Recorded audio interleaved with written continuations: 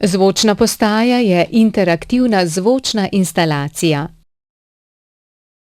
Obiskovalcu ponuja zanimive vsebine o hrupu in zvoku v Ljubljani. Mesto je letos namreč prejelo naziv Zelena prestolnica Evrope 2016.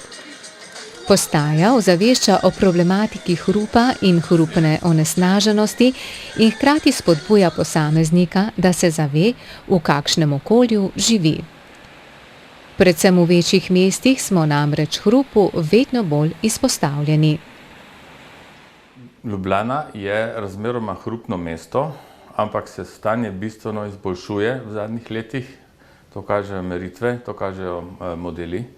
Tako da bo pa treba še kaj na hrupu narediti. Hrup postaja zadnje čase vse bolj pereč okoljski problem. Generalno imamo hrup iz industrije pa iz prometa.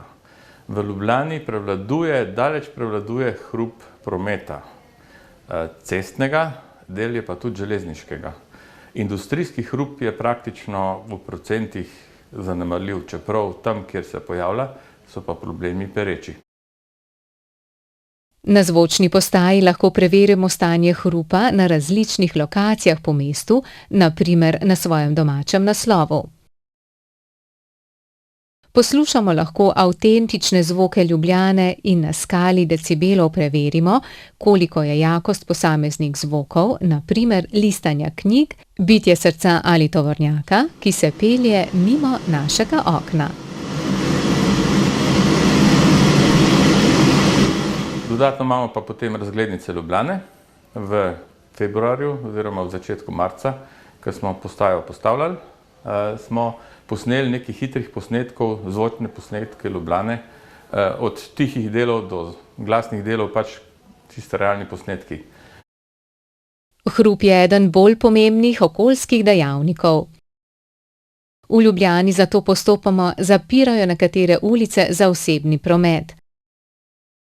V pripravi pa je tudi operativni program varstva pred hrupom, ki bo osnova za postopno zmanjšanje hrupne obremenjenosti prebivalcev Ljubljane. Največ se lahko naredi pri hrupu s planiranjem, se pravi prostorskim planiranjem. In tukaj je v povezavi z urbanisti, da se nekako planira določene objekte na tak način, da v bistvu stojijo tako, kot bi recimo lovile hrupene protihrupne ograje. Prebivalci sami lahko naredimo to, da se praktično izogibamo hrupnih dejavnosti in kar se tiče recimo prometa, je najlažje to, da pustimo avto doma, če ni potrebe in vzamemo kakšno od prevoznih sredstev alternativnih, ki povzroča mnogo manj hrupa.